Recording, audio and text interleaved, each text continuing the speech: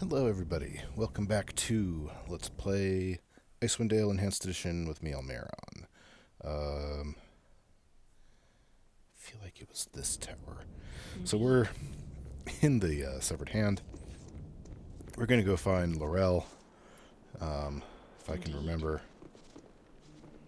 which tower got me there. Because you go up. Done. Yeah, I think this gotta be it.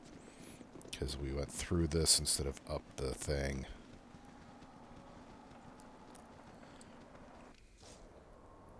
And then out here, and there was crossways. Guys, how hard is it for you guys to walk in a straight line, I swear. And then go across here. No small task. And then we'll go up, and there was a library. Probably I could have walked up here on my own before I started recording, but nope. Nope, wasn't thinking. No small task. Library guy. Hello.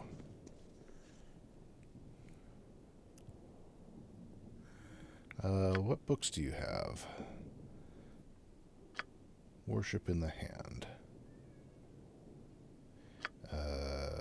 Rock Eaters. Just give me all of your books. I'll read them later.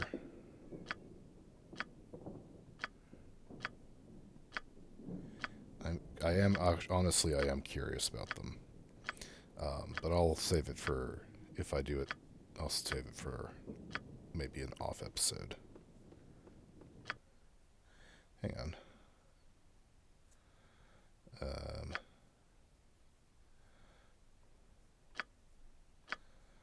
Thanos made an interesting comment about an elven warrior who visited him recently. She took a book with magical artifacts, sketches, and a book about unicorns. Huh.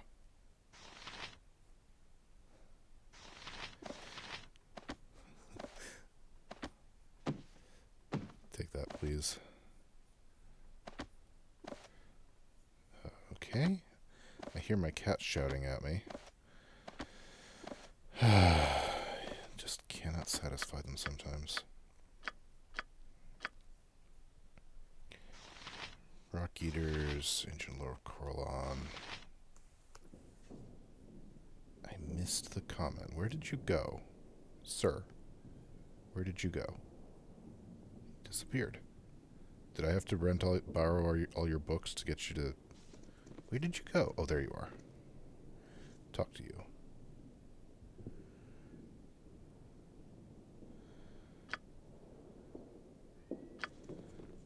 Huh.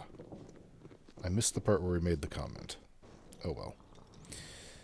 So I've got a bunch of books now. That's fun.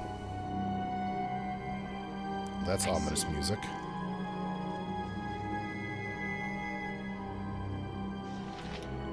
Larrel. Gellerith. Let's talk to this one. Blasted machine. I'll never get her fixed. What's wrong with her? Can't you see she's broken? I can't power her up until her missing pieces are replaced. Can you tell me about yourself? You waste my time with pointless chatter. My name is Gellerith. During the days when I was alive, I built and maintained this hunk of junk that used to be an astrolabe. How did you end up here? The last thing I remember while defending the hand was an arrow piercing my back. When I awoke, I found myself in this ghastly form. Now I spend my days trying to figure out a way to fix this blasted machine. Does Larrel have any insight? Have you spoken to him? All he does is rant about worthless drivel. I can't make any sense out of him. Quite different from the noble elven wizard he once was. And you built it? That I did. Larrel charged me with designing and building this machine. A device was needed by the wizards to help research the stars and the moons. Now it's only good for collecting dust. Okay.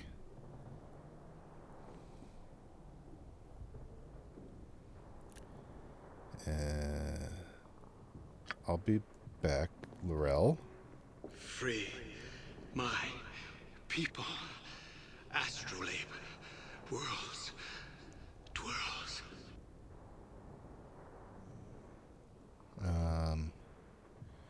We need your help? Free my people. Astrally. Okay. Worlds. Alright, so here's the piece Kaylessa gave me. Here's the part from the Solonor Tower. This was in the war rooms, I guess. I'm glad my characters remember this. An undead shadow. I'm glad my character remembers where all these pieces came from, because I certainly didn't. Well, send me to the abyss. You might be right. If you find any more pieces, let me know. I'll check back. Was that it? We leveled up. Alright, well. Level up. Ooh, more proficiencies.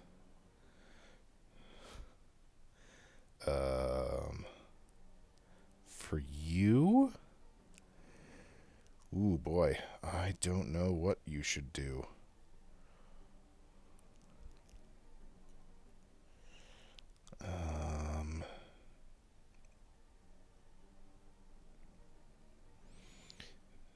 Maybe we'll do katana. I don't know what's gonna be, if there's gonna be any amazing swords coming down the line that aren't long sword, bastard sword, short sword. But you know, we've seen actually scimitar wakizashi. We've seen several magical scimitar wakizashi ninjatos show up. So we'll go with that. Maybe that'll just to, you know, give some options. And you get more hit points. Perfect. Okay, so you have my eternal gratitude for helping me fix her. Good, we fixed her. So now what? Greetings, adventurers. Pardon me while I gather my thoughts. Who are you, and what has just come to pass?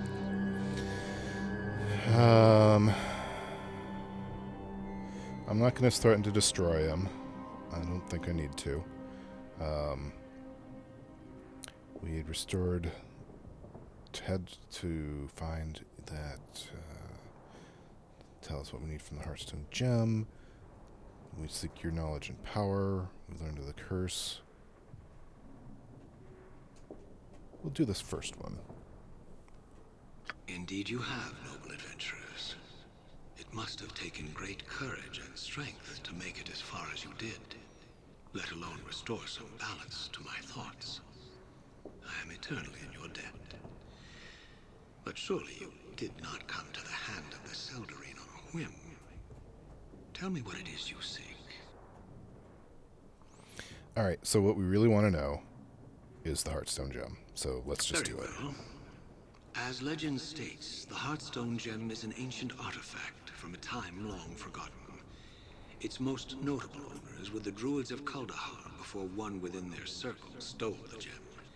It was thought forever lost, until now. The Heartstone Gem contains powerful scrying abilities that can divine the affairs of people throughout the realms. There are only a few within the land who know how to release its powers. I am one of them. With that said, what is it you seek to learn from the Heartstone Gem? What's the source of the evil that troubles the North? Then you will have what you seek. Hand me the Heartstone Gem. Here you are. Freed from the shackles of his tormented mind, the cursed elven lord was at last able to assist the heroes in their quest. Handing over the Heartstone Gem, the party stood back and watched Larrel begin his divination. With the artifact raised before him, clutched tightly in his skeletal hands, the undead sorcerer peered intently into the gem as he whispered a series of strange chants and incantations. A spark of light briefly flashed within the gem, as if a ray of sunlight had caught upon its surface. And suddenly, reflected within the mirrored facets of the stone, there appeared an image of a statue. The statue was clearly a monument of sorts, depicting an elf and a dwarf sitting side by side on a dual throne. Okay. Even if Labelus's curse had taken my eyesight, I would still recognize that home. you have seen is Dorn's Deep, den of the betrayers. In here is where the wretched dwarves hollowed out their home. Be warned if your journey takes you there. If any of the dwarves remain, expect no quarter, for they will give none. Believe none of their lies, as they will all lead to treachery. If you do decide to venture forth to that dwarven vestige of evil, then I will mark its location on your map. Also, I have the power to take you there if you wish.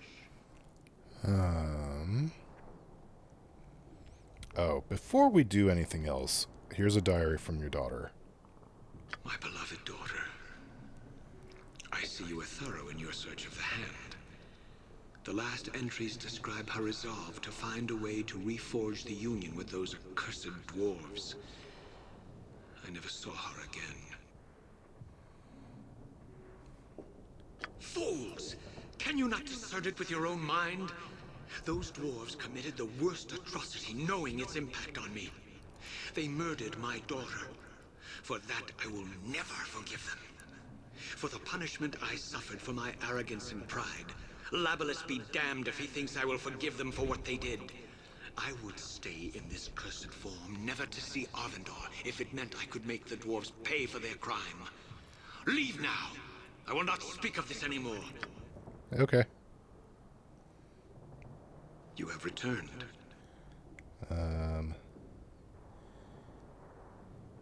Could you just send me to Kuldahar?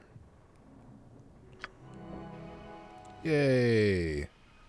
Oh, hey, but I missed that you'd also leveled up. Okay. Let's just max out Detect Illusion. I don't know if that's going to be important, but good to have it maxed, I imagine. Yay! Here we are. Okay. So,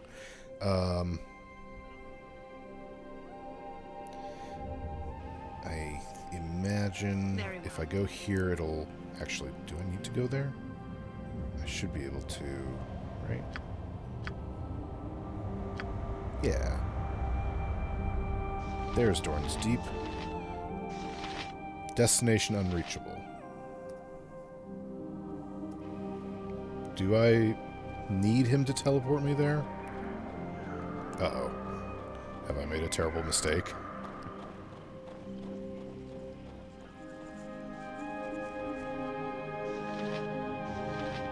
No. Okay. Thank goodness. I just need to actually be on the edge of the map. Got it. Okay. So... Did I find anything about the Mythal? Should go talk to a guy over here, I think. The wizard. I should probably talk to him anyway. I've leveled up a few times. See if he's got anything, any good spells for me. But also, I'm going to sell my gems and check on potion stocks and all that stuff. I should probably do all of that before I go down to Dorn's Deep. And so, let us read. Rock eaters they are not. Contrary to popular belief, our dwarven friends do not exist on a diet of rocks and dirt. I was recently invited to visit their wonderful stronghold, Dorn's Deep. In this architectural wonder, hidden away in one of the most beautiful forests in the north, I entered figuring to be covered in soot from the filthy underground mine, unbefitting a high elf of my stature. Much to my surprise, my eyes were instead treated to amazing works of beauty and craftsmanship. Our dwarven friends proceeded to take me on a tour, pointing out each piece in thorough detail. I smiled, impressed that one of the lesser races had such talent in them to create such works. Of course, they paled in comparison to what our elven artisans can do, but this was not the time to point out their flaws. So I assume the dwarves did not, in fact, betray them. There's some trickery going on there. But if they had, I can't imagine why they would have. These elves seem to hold them in the highest esteem. Worship in the Hand. Oh, by Denaini. I remember talking to Denaini. I didn't know they were an author. Day in and day out, the Elves of the Hand worked diligently to further the cause of the Alliance. Although dedicated to the work, they always remained devout to the elven gods. A shrine was created within Solanor Tower that would allow us elves to offer simple worship with what spare moments were available. A beautiful flower garden can be found on one end of this level. With care, an elf would take a flower from the garden, approach the appropriate statue of the god they wished to pray to, and place the flower in the statue's pond, and pray for however long they had. Sure. Ancient Lore on Corellon Larathian by Master E.L. Boyd. As the lore goes, many great battles were fought between Corellon and Grumsh. As Corellon's blood flowed, it mingled with the tears Seanine shed. And in this mixture of blood and tears, Corellon's children, the Seldarine, were born. Corellon embodies the highest values of that which is elven kind. From the gentle aspects of art and poetry to the harsher aspects of war and magic, he is venerated by all the fair folk except the drow. Vigilant over his creations, it is told that Corellon will wander the elven lands, observing his people and defending what is theirs. I feel like that's a little bit different from the lore I recently read in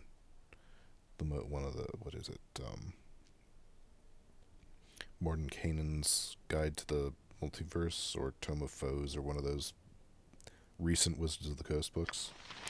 But, yeah, you know. Oh. There we go. Didn't realize that was, somehow I missed the fact that that wasn't a cleric spell. Hippogriff Riders of the Hand. Stationed atop Cheverish Tower are the proud hippogriffs of the Seldarine's Hand. Along with their riders, these mounts serve primarily as scouts, but are sometimes used for missions requiring the utmost of speed. Both rider and mount are trained rigorously to work as a team. Upon hatching, hippogriffs are domesticated to be used as mounts. They are trained in what to eat, various combat routines involving aerial and ground attacks, and to respond to the commands of its rider. The riders are educated in the ways of grooming and caring for its mount, how to work effectively with his hippogriff, and also in the ways of aerial and ground combat. As a unit, they have proven excellent aerial support in our ground battles and are a proud symbol of the Seldarine.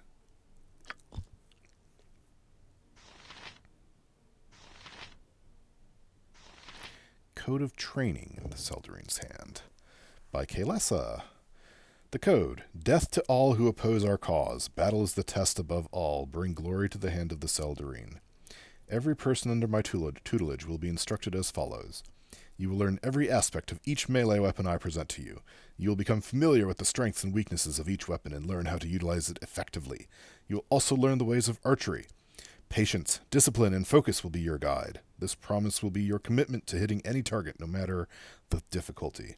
As a soldier serving the Seldarine's Hand, you will conduct yourself in a proper manner befitting an elf at all times. Disobedience will not be tolerated.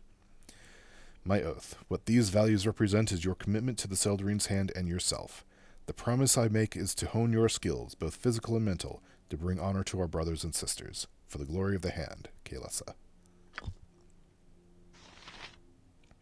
Oh, this is probably it. Mythal Theory by Shend and Melka. That's probably what the wizard guy wants, right? Aside from the High Mages, none are certain about the true nature of mythals, no matter how well versed they are in ancient elven lore of old, or current debates on magical theory. Many agree that a mythal is alive, and is a huge web of magical forces woven together by magic and the life forces of the casters.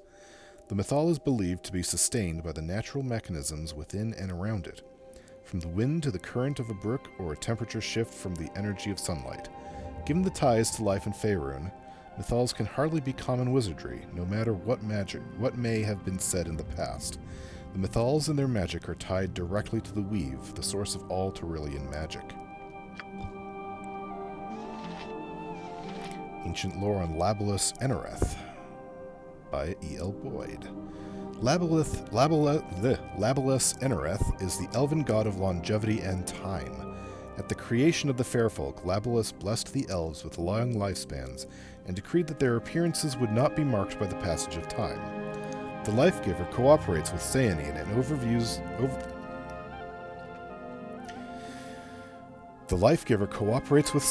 in overseeing the lifespan of elves and their growth away from and beyond the mortal realms. He measures the lives of the Fairfolk and decrees when they should be ended, allowing passage to Arvandor. As Lord of the Continuum, Labalus governs the orderly passage of time and guards against those who would alter the path of history. Labalus confers wisdom and teachings on young and old alike, and although he is rarely invoked, the Life-Giver is often praised. Or cursed, apparently, because Larrel just cursed him. The Life-Giver knows the future and past of every elf, fairy, or sylvan creature. Labalus is worshipped by sages, historians, philosophers, librarians, ooh, that's important, and all those who measure the changes wrought by the passing of years. You got the Lore of the Blade Singers by McComb and Pryor. An elite group of elven fighter mages, the Blade Singers are dedicated to the defense of the elven nation, and many of them journey back to Faerun to help defend those elves who stayed behind and have yet to join the retreat.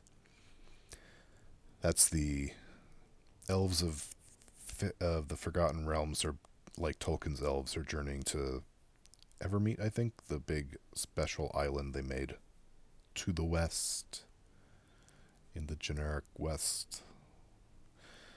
So I guess there's a bit more back and forth than Tolkien's elves got, but Blade Singers are terrifying weapons experts and spellcasters. On Evermeet, they are organized into small warrior lodges. Yeah, Evermeet, see? Each specializing in a different weapon. They are even more dedicated to the ancient ways and styles of dress than other silver elves. They often tattoo themselves with old runes and symbols, and their armor and weapons are all of great antiquity and beautiful craftsmanship. You have 2 copies of Hippogriff Riders at the hand. Huh.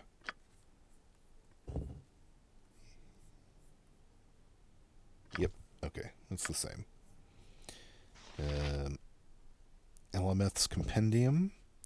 This is a technical book containing sketches of various magical artifacts. It deals some of the plans and processes used by the elven enchanter Elameth and the dwarven smith Carador during the time of cooperation between the 2 races. Ancient lore on Shevarash. Shevarash, who embodies the hatred of the fair folk hold for the drow, is the elven god of vengeance in military crusades. He is venerated by the elves and half-elves who have suffered the loss of loved ones through violence, particularly those who burn with revenge against the drow, and by those who have sworn to destroy the Spider Queen and the other evil gods of the Dark Elves. Some elven theologians speculate that Shevarash serves to gather in the bitterness and hatred that has riven the elven race since the Crown Wars, thus keeping the contagious evil of the Spider Queen from spreading to the elven population at large.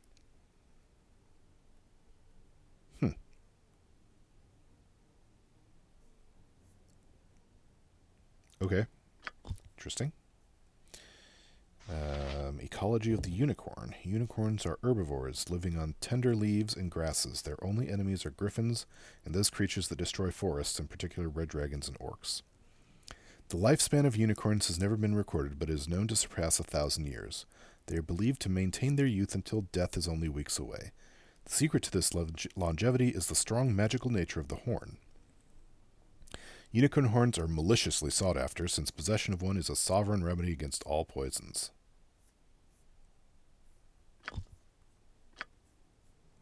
No down with poaching, I guess? Unicorn poaching? Morale boost, +2 saving throws, attack rolls, and damage rolls. That's pretty good.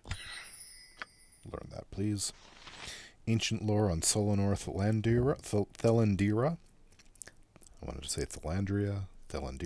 Solanor Thelandira is the elven god of hunting, archery, and survival in wild and harsh places. The great archer's prowess with the bow is unmatched by any other power venerated in the realms. Solanor is concerned with the integrity of nature and the balance between exploitation and agriculture on one hand and fallow wild terrains on the other. He instructs the fair folk in the art of hiding in and moving through natural foliage so as not to be detected, as well as the art of archery and hunting. Solanor is primarily revered by elven and half-elven rangers, hunters, woodsmen, and fighters. In particular, elven hunters appeal to him for better catches of game, and elven warriors trapped in hostile territory call on him for aid. And ancient lore on Sayanine Moonbow. One of the female voices that you can assign to a character shouts about Sayanine Moonbow. I don't think I used that voice for any of my people, but it's stuck in my head. Sayanine Moonbow. So this is one elven deity that I just remember. The elven goddess of the moon, or more specifically, the full moon. She governs divinations, omens, and subtle magics, and protects against madness. She watches over the dreams of the elves, keeping them from harm while in reverie, and sending omens to protect them from future dangers. Cyanine watches over the passage of the elven spirits from the world, and she is protectress of the dead. Alternately called the wife and daughter of Corellon, Cyanine is the mightiest of the female powers in the elven pantheon. Identified with the mystic power of the moon, Cyanine's tears are said to have mingled with Corellon's blood and given life to the elven race.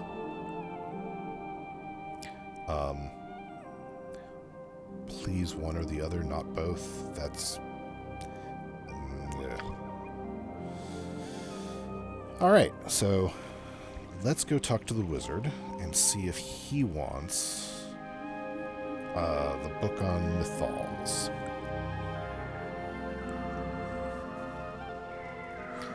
And then go sell the books that we have to collector guy here.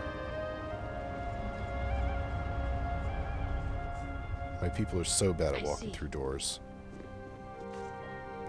Sir,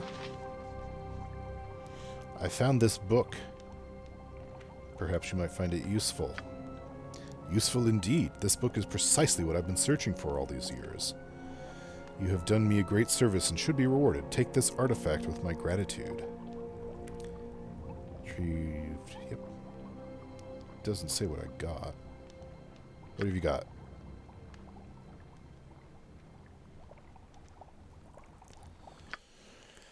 Okay. Shout. It's level 4. Okay. Yeah. Well, I don't know if I care about any of this. Although, only charge 100? Yeah, what is it? Girdle of Labilis. A remnant from the holy shrine of Star Mausoleum in Myth Glaurak. This girdle was blessed by the avatar of Labilis Inoreth, elven god of time and longevity. The high priest of Labilis typically wore the girdle in day-to-day activities as well as battle. Made of alternating bands of bronze and gold, the fine belt was a prize even without its magical properties. When orcs sacked Myth Glaurak, this girdle was one of the most prominent items stolen. It gives free action and can, as a charge, give haste to the user. Neat.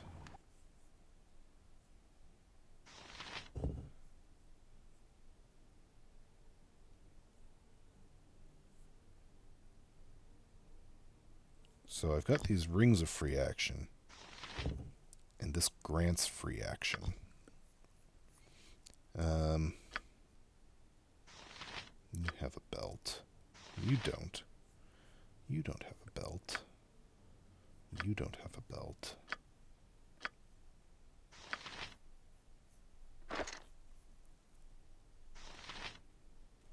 Or I could give you this belt and pass the ring. Now, I'm not positive that it's going to work the way I want it to.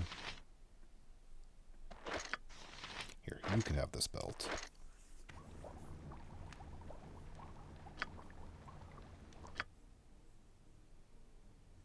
Oh, is that the artifact that I got? That he gave me?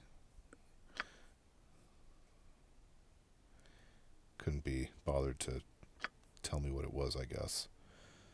I don't think he's got any spells for me. I don't really want to sell him Kales's ring. There's no point to it for me having it.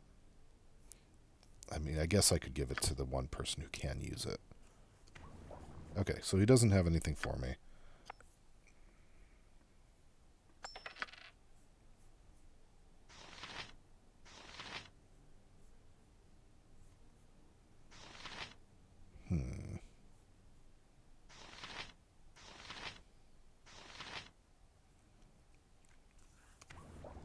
Okay, guys, let's go Certainly. sell some gems and some books. As you wish. Let's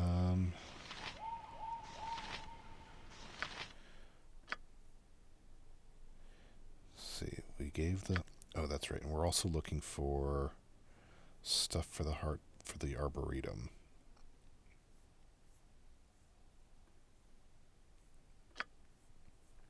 Okay.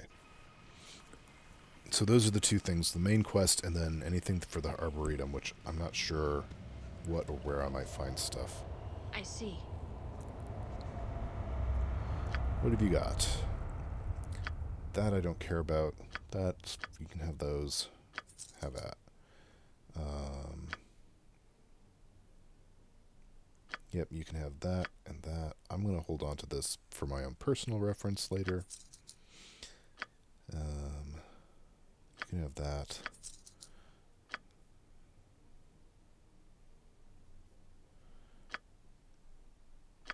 Have a second copy of that. Also,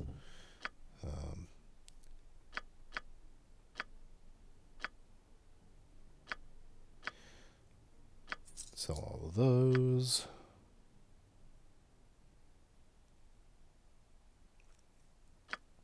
You can take that.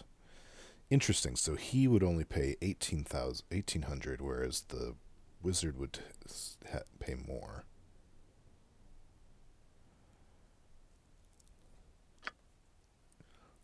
Yeah. So I did look it up. These things are utterly pointless because they're rotted and moth-eaten. You cannot, in fact, use them. So, okay.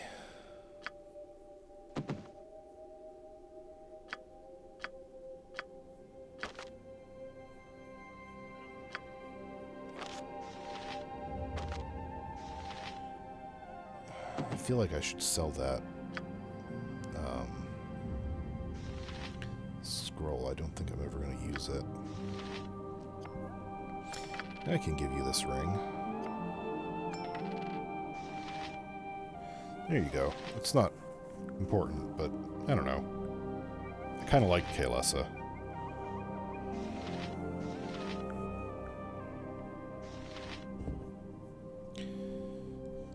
Target will panic.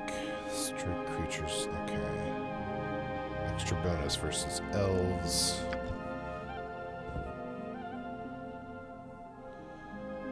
D6 plus 3. D6 plus 4.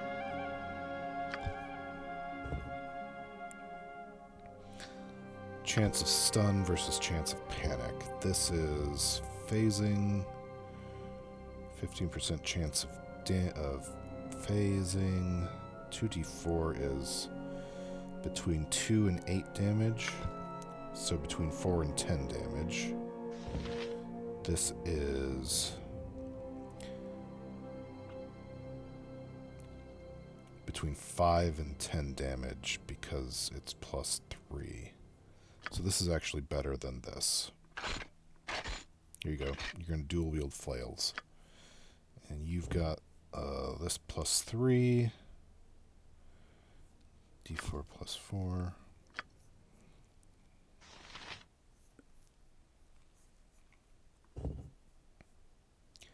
I'm probably going to get rid of this and that.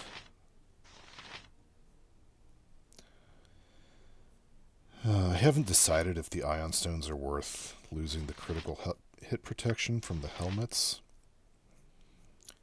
I need to get some actual arrows again.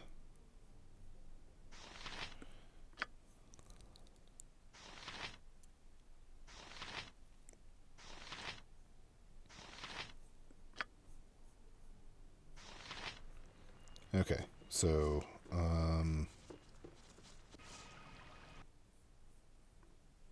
let's go sell. This is probably just going to be an episode where I talk through what I'm doing as far as running around, getting stuff, stocking up, selling the stuff that I've accumulated. Done. That I don't need. I'll probably honestly have to come back here after I go to the next zone anyway.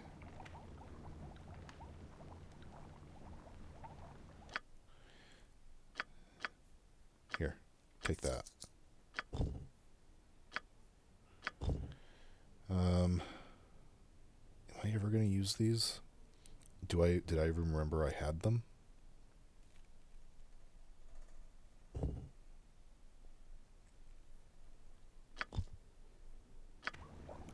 hold on to him.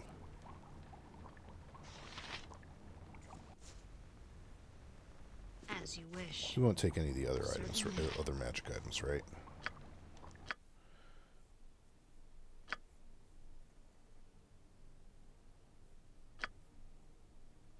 No.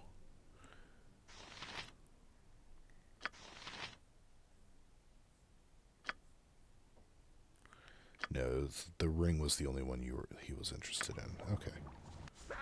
Done. Hush. No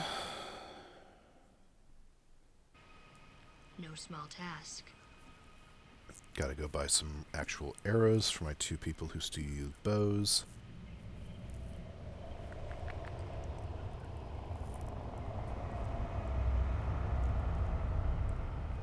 Magic arrows are nice, but it's hard. You can't buy them.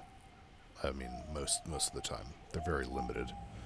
So it's good to have some normal arrows for things that don't require magic to hit.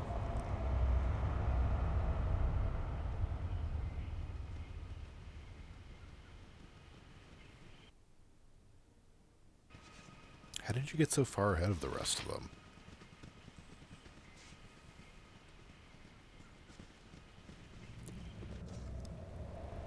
I see. Okay. Interesting. He'd buy the book. You can have this Morning Star. And you can have this Warhammer. I'm not going to use them. I'm going to still hold on to the hammer I got from him. I don't know why. I should double check on the swords, the short sword stuff.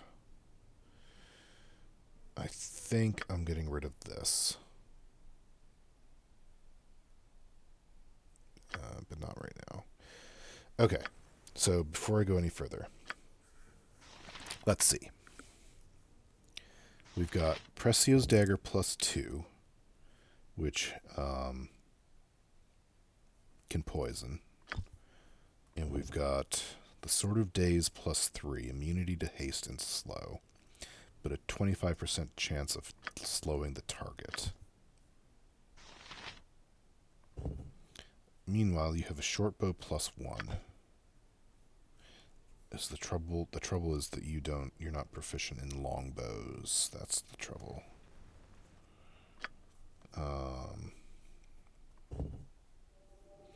Whereas this is a +2 that gives resistance to acid and wands. Wandering Elf from Everesca.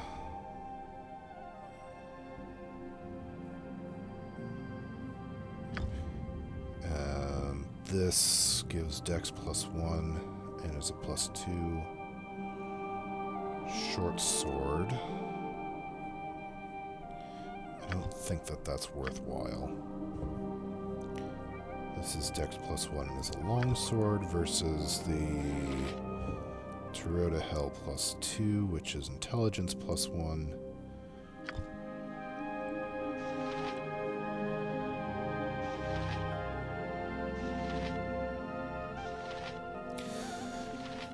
Huh.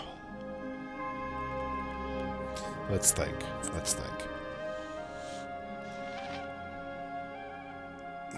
Is it better to have the intelligence or the dex? The dex increases his armor class.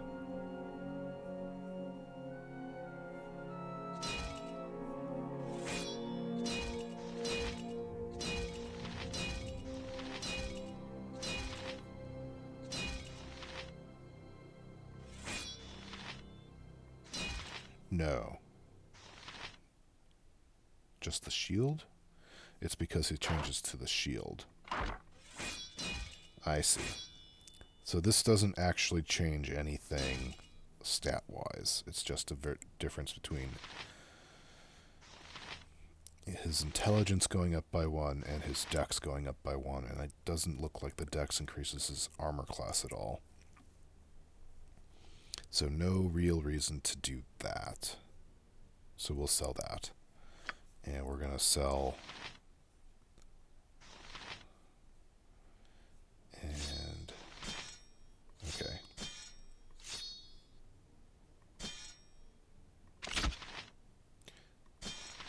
The dagger does extra damage.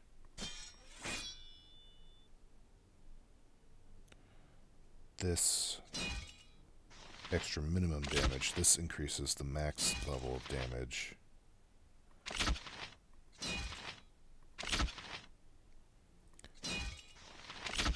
But the dagger means his attack is better. With the offhand. I guess it's because dagger is better. Of course it's better than a long sword. Is the Sword of Days a short sword? Wonder if I did.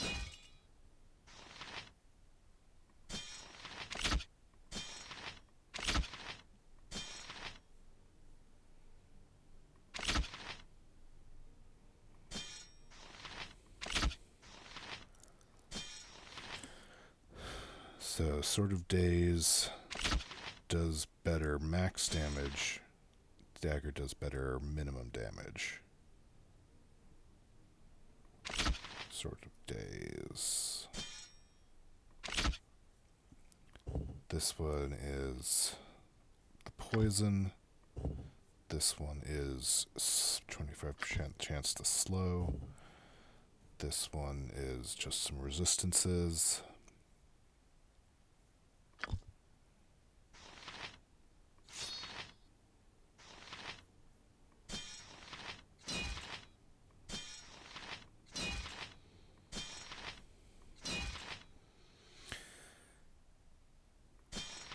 The short sort of action is better Thaco,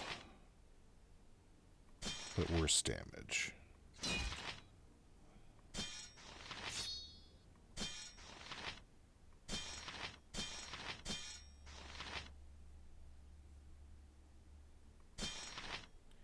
Eight to 13, 7 to 12.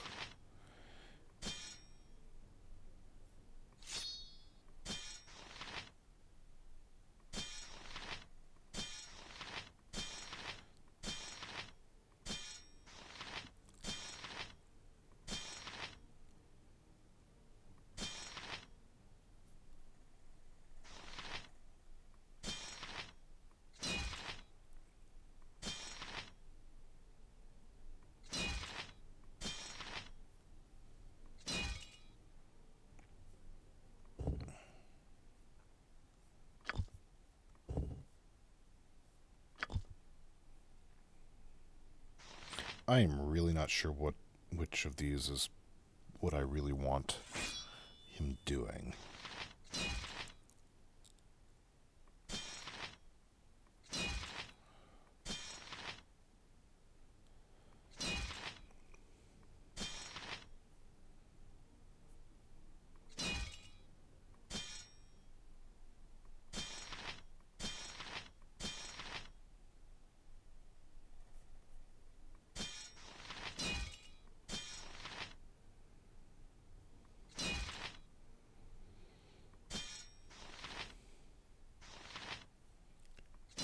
It's hard to turn down the +3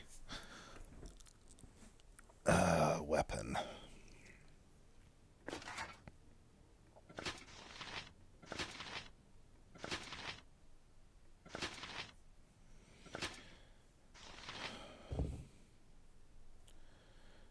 I don't know. His dex is already 19. That puts his dex up to 20. Is there any way to anything? I'm not sure if that does any major benefits. I'd have to go look at a book, is the thing, and figure out if it's really worthwhile to have the extra 1 point extra dex. Because it's not 3rd edition and later where there's a clear set of every even number, your bonuses go up by 1, basically. This is 2nd edition where the bonuses are very complicated, and I really have to look at them to know what's going on. Here's the thing. He is proficient mostly in daggers and short swords. The broadsword is a long sword. So let's not do that. I think it's more damage, but I think I'd rather have him 9 to 12, 8 to 13. 9 to 12, 7 to 12.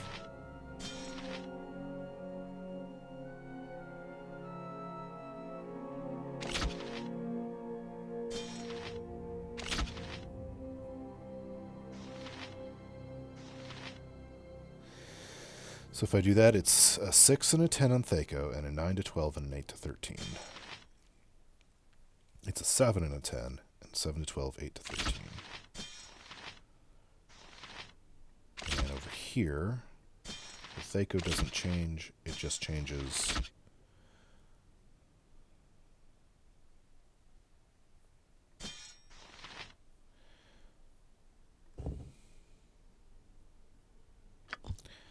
chance to slow or chance to poison.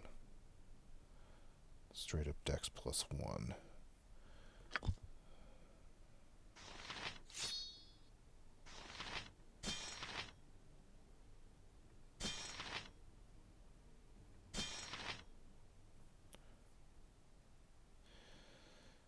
Six, 7. 7 to 12, 8 to 13. So Sword of Days is straight up better damage-wise. He can't be hasted. That's not the worst thing. But he also can't be slowed, which is a good thing. Chance to slow the enemy versus plus 1 dex. I think that's alright. I think that makes sense. Meanwhile, what are you good at? Bastard swords and long swords. I haven't looked at your swords in a while. So first, let's see. Tarot to Hell, longsword of action. I think Tarot to Hell is... I think I'm going to go with that.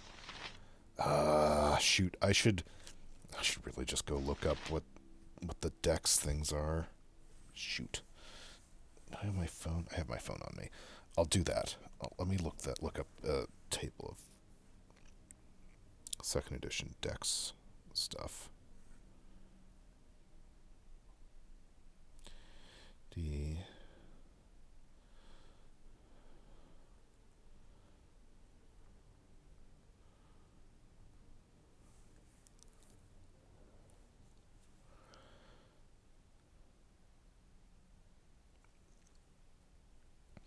Okay, so let's see. Dex affects ranged Thaco, armor class, and thieving skills. At 19, it's ranged Thaco, so it doesn't affect... That makes sense. It only affects ranged Thaco. It affects armor class, but armor class is -4 at 19 and at 20. It doesn't go to -5 until 21. The only real benefits are slight improvements to pickpockets, open locks, find traps, move silently, hide in shadows, set traps, that sort of thing. And it is a 5% increase to pickpockets and find traps, a 3% increase to move silently, hide in shadows, and a 5% chance to set traps. So that's the difference. So definitely he's going to keep Tarot to Hell because that's the intelligence one. And definitely we don't care about the long sword of action because he doesn't do long swords. The short sword of action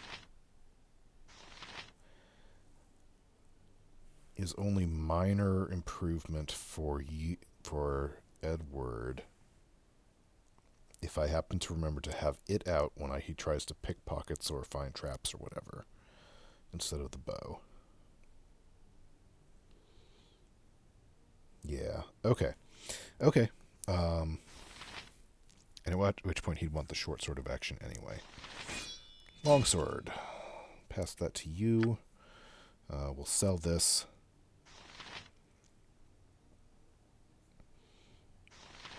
Longbow of action. So this matters. It matters here because it's the ranged attack. That makes sense. Switch to your bow, please. So Thaco is worse because you're not proficient in it. It's also a +1. It does give you 3 attacks per round. 3 attacks per round at 1 slightly worse Thaco versus 1 attack per round, presumably. I assume 1 attack per round.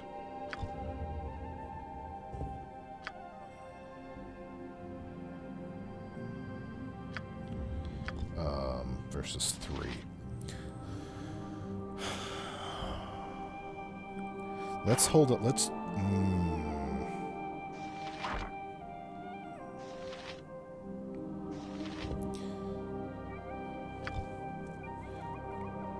I don't know if he's going to get any more proficiencies. I assume he will. At fighter level 9, maybe. But it's going to be a ways. Look at that. Thief level 10 at the same experience as fighter level 8. And he's going to hit 11 before the fighter hits 9. Experience points in this edition, I swear.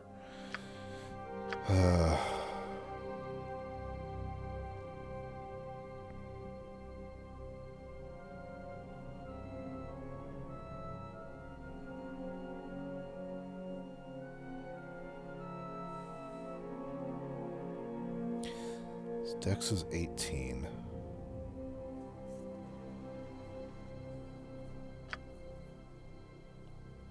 This only puts him up to 19. And this doesn't matter because for armor class, I guess it would matter if he had this and that, but then he doesn't have the crits.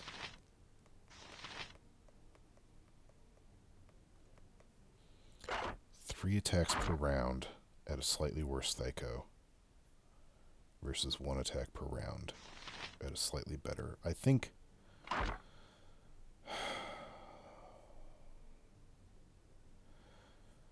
I'm going to hold on to both. I'm not sure. So I'm not... anyway. Longsword of Confusing +2, 25% chance of confusing the enemy. Flaming Broadsword Bastard Sword +1. Doesn't feel super useful.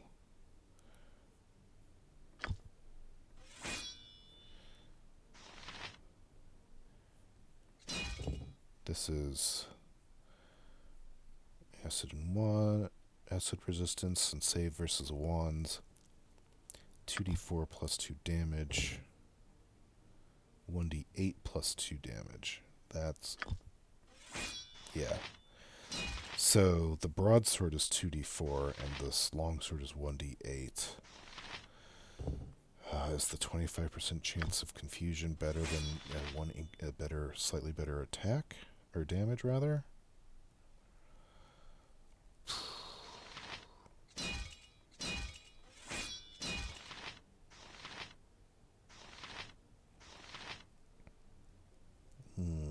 Not positive. I'm not sure. Wish I was sure. Wish I knew what this is about. The barrel of holy water.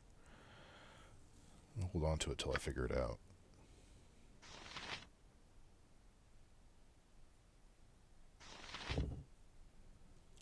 Clear ion stone gives magic resistance. I wish it didn't. It was the neck slot for the ion stone instead of the head slot, but or that the helmet there was more to helmets than. Anyway, okay. So the swords of action, I think I'm going to get rid of because I don't care. You can have the short sword of action. You can have the long sword of action. I think I'm going to get rid of those two.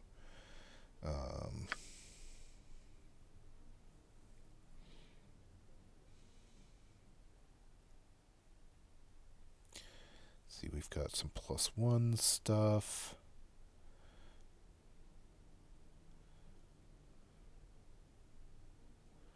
Spear of White Ash. Meh. Not impressive, really. Giant Killer Sling, that might be interesting. Evil Spider Crusher of Doom, which is a club. The Lucky Scimitar +2. +1 luck. It can give you luck. Meh.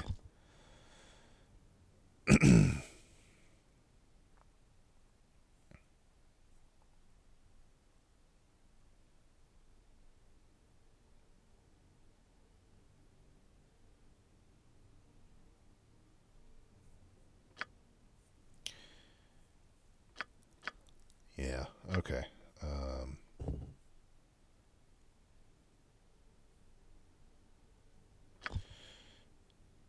Okay.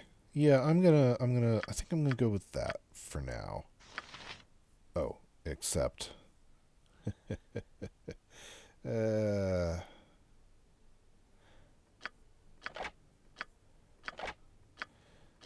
let's buy some arrows, please.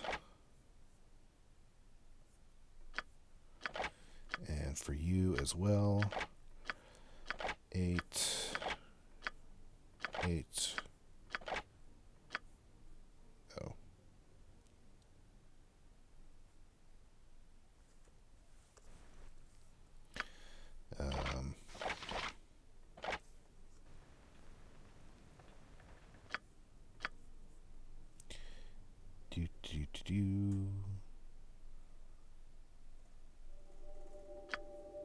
There we go. Okay. I feel like I should maybe even get rid of the normal bullets these two have. Because if I'm switching them to their slings, I'm in trouble basically. Let's see. Bullet.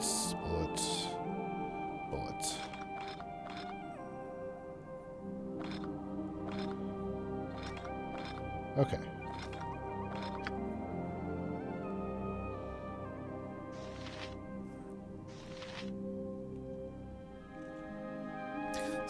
By the time I'm switching to their slings, I usually want magic anyway.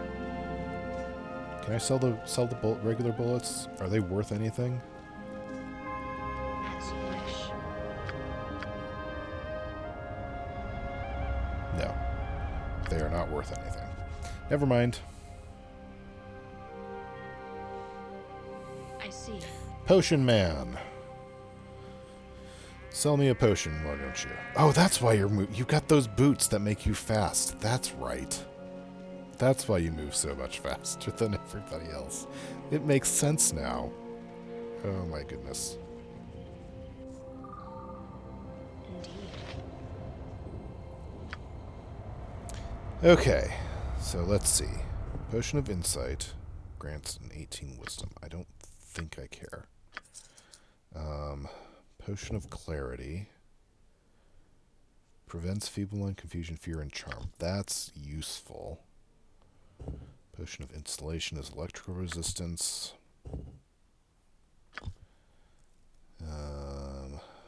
Potion of Fire Breath. Potion of Clarity. Yeah. Those are really useful.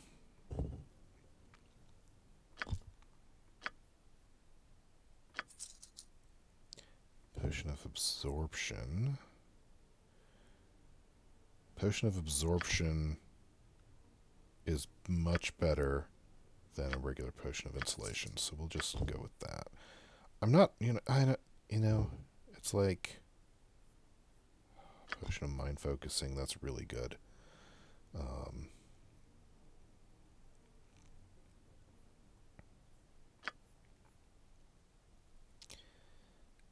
heroism, oil of speed, potion of defense. Sets your armor class to 0 for 2 hours. Maybe. Could be useful.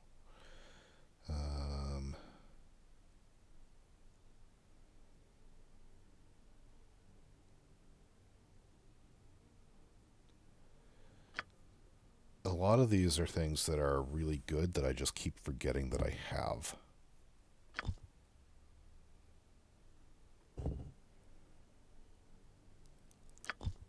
I'm going to sell this stone form. I'm not using them. And I think I've got better options if I want the rough thing that they do. I don't think I'm going to use that.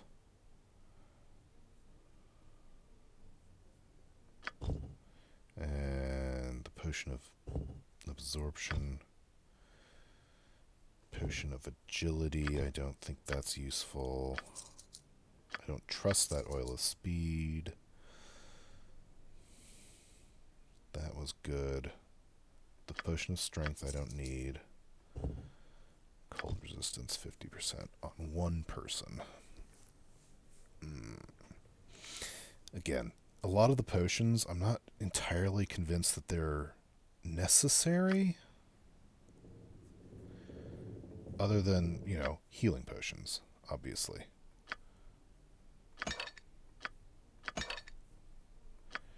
I'm not even bothering with the regular ones anymore. It's elixirs of health and better. At this point, that's what I need.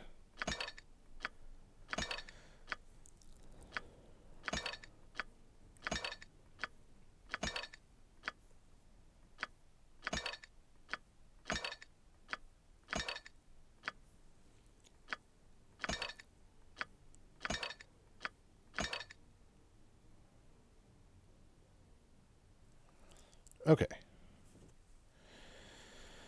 Okay, so we've got elixirs of health. We've got antidotes.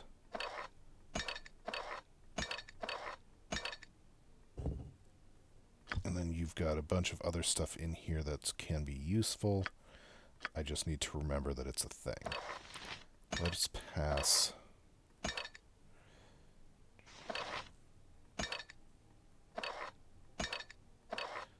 Rearrange this stuff a bit. Pass your potions up to her. Swap that for that. I'll hand around the little potions.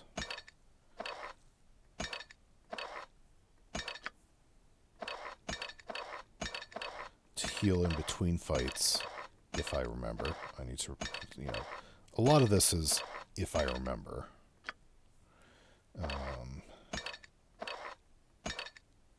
What's that? That's the invisibility.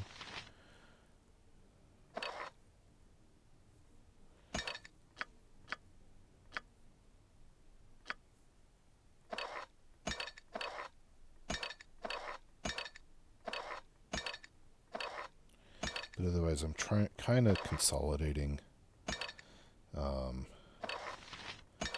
potions on the people with this potion bags for now. Also, get some arrows on you.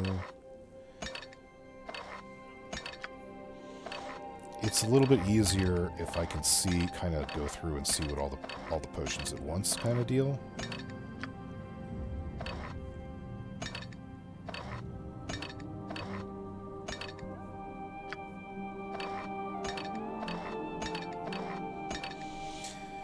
Okay, all right, so I don't suppose you want the holy water down here? Let's go talk to the priest, see if that's a thing. Then it's getting. I've been recording for a while. I don't know how long. I feel like at least an hour. I'm looking at the time and I'm like, when did I start recording? I don't remember. The trouble with not setting a timer. Indeed. Which is something I've done in the past, I just keep forgetting.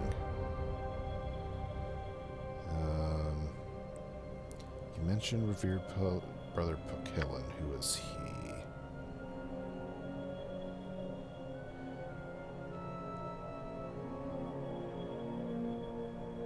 Right. Okay.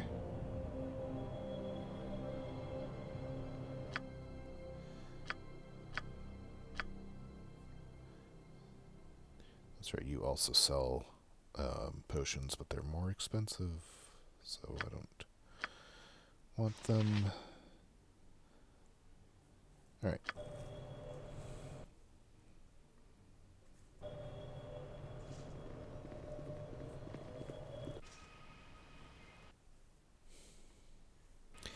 Okay. Indeed. So this has largely been an episode of me puttering around doing random things. So if you stuck with me through all of that, congratulations. And thanks for sticking with it, I guess. Just me rambling on and looking at things and trying to figure out weapon loadouts and stuff that are, you know, what I want them to be. Let's see. So, I should also consolidate the scrolls onto you because you've got the case. Oh, books go in the scroll case.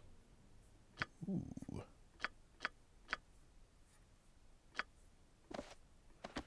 Didn't realize books could go in the scroll case.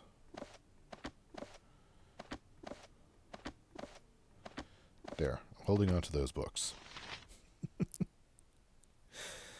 So, anyway, thank you for watching. I hope you enjoyed this extremely meandering episode, and I will talk to you next time when we go to Dorn's Deep and probably come immediately back to Kuldahar to see if anything new is for sale. I will talk to you then. Bye for now.